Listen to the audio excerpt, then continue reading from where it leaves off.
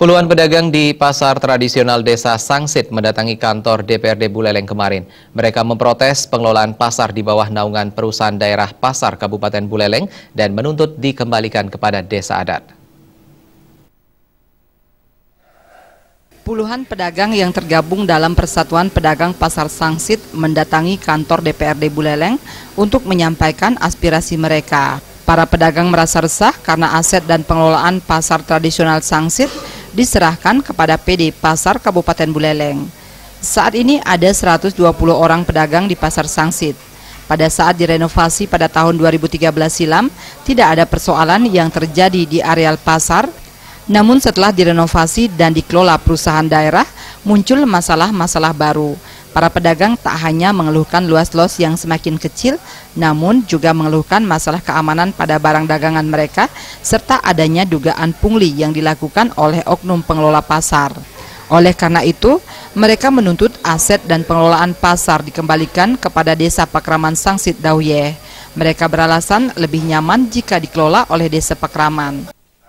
Kalau pedagang menolak revitalisasi itu kan bukan tidak menolak, tapi kan mengelola sendiri. Enggak, itu kan masalahnya kan biar enggak peraturan Pak. Masalahnya kan peraturannya mendadak Pak. Mencari keuntungan saja begitu, tidak pernah melihat ini pada keluhan masyarakat.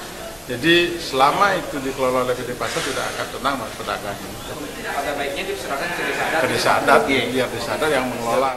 Sementara itu, Dirut PD Pasar Buleleng mengaku tidak masalah jika pedagang menginginkan pengelolaan pasar dikembalikan kepada Desa Pakraman, asalkan proses pengembalian pengelolaan sesuai dengan peraturan perundang-undangan yang berlaku.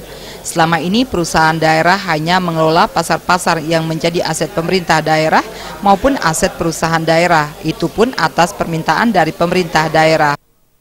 Manakala dianggap layak kemudian pasar itu diserahkan kepada desa adat, tentunya kami PD Pasar itu akan mendorong dan mendukung hal tersebut.